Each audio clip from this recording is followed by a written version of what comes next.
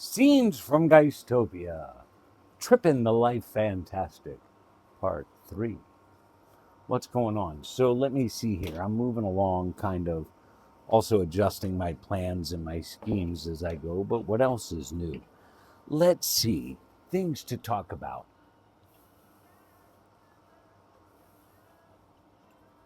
I've gotten into watching this show that I'm kind of over, but I've watched almost all of it now, so I might as well watch the rest.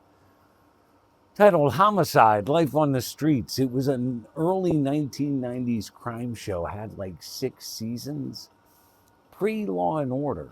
In fact, it had a Law and Order crossover, which is how I ended up watching it, because I was watching Law and Order and the crossover happened.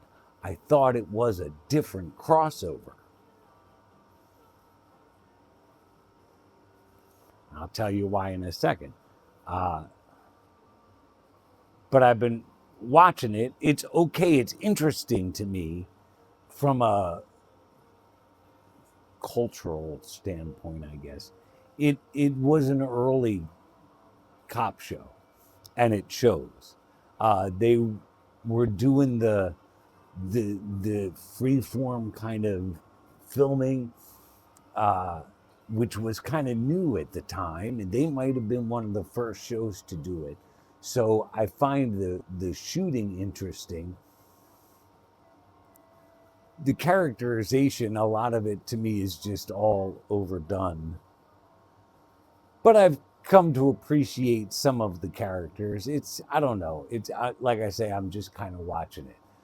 I ended up watching it because Richard Belzer, for those of you that may remember, was a comedian who ended up, I always remembered him ending up on Law and Order. And that was a big deal because he was a funny guy doing such a serious role. And there was an episode of an earlier, like season 3 of Law and Order, where they did this crossover, and it had Richard Belzer in it. And so I thought maybe he was coming from like Special Victims Unit or something like that, but that show wasn't out yet. Here it turns out it was this crossover. He actually started, his character from Law and Order started. In fact, I think he goes to Law and Order SVU. I think that's the one he ends up on. So that's why I thought that was the crossover. But it's the same character. He's playing the same character. He just goes from homicide to Law and Order. I'm not really into the show, but they're doing a story arc right now that I very much appreciate. And that is one of the characters had a stroke. Now, his stroke was a lot more cognitive. He's having speech issues and memory issues, like memory as far as words, getting the right word out. An example being one day he wanted to know who finished off the coffee in the squad room, and he kept saying, who finished the bagel? And he's been struggling, not wanting to take his pills. I appreciate that. They just put his character on one of the pills that I take. And anyway, his character's been put on administrative duties only. He's not approved to go back on the street, anything active duty. So he can't even go in the interrogation box, which was like his character's favorite thing to do. And he was just given a diatribe to one of his co-workers about how frustrating it is to know the words and not be saying them, to know you can do things but not. Like, he failed his shooting range exam not because he failed the shots. He hit all the shots, but he wasn't, because of the stroke, he wasn't fast enough in changing out his clip. And so he was explaining, and he made a statement that I really get. And he said, if this damn stroke had done its job, none of this would matter. I wouldn't need to be back on the street or in the interrogation room because I wouldn't remember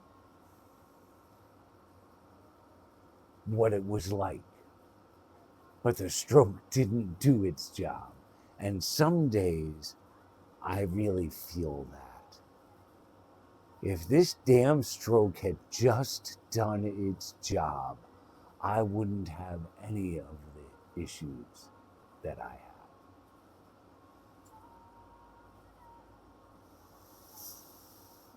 So anyway, I'm watching it now for that. Hey, Luch, are you out there? Lucci, can you hear me? Because I don't hear anything from you. All right. Did you abandon ship? Did I sink one too many times? Other things, I started this new trend and I forgot to mention happy birthday to Belle from last week. And then 2 days later, the witch baby. Happy birthday to you both. There was another one along the way. I can't remember who. I think it might have been part of the new Mickey Mouse Club. I haven't mentioned them yet, but we'll talk about that then. So that's talked about. Where are we on time? Oh, look at that. I can do this. I didn't come prepared for that. Hold on. So something you'll hear me mention or reference from time to time is like everything in my life is about transforming, dual function. It's always been like when I had the bedroom that Cuttlebug is in now, long ago. I had I repurposed it. I put up drywall, took out the plaster, put up drywall. I did all of that stuff, and then I set it up like I got a futon. That way, I could put it up into a couch. And I had it set up more often than not as like a living room space for sitting and reading, watching a movie, having friends over, playing video games. But then I could pull the futon out and have my bed, right? When I wanted to, back in those days when I wanted to do my ritual or devotions or whatever, I had to pull out and set up the altar stuff and I had a whole system for doing that. And if you look at my life today, Artemis transforms constantly. There's a difference between work days and days off.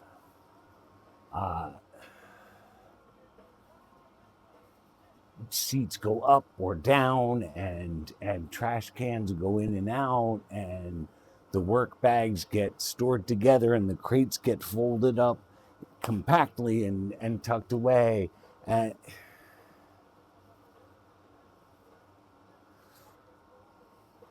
the chalet, I have the table that go up and down for different purposes. The bed gets put out. Everything transforms. Even my work transforms. I can adjust it. It changes based on what my needs are. Right? I can work in the morning, the afternoon, the evening, overnight. I can split it up. I can work a short day, a long day. I can take a day off. I can add an extra. Everything about my existence is transformation. Even my teeth transform. Transformers, more than meets the eye. Transformers, method in disguise. All right. Just saying. Booyah! All right, well, I'm going to stop this and upload it because I got to download it because I just realized now I got to edit it. And then I'll do part 4.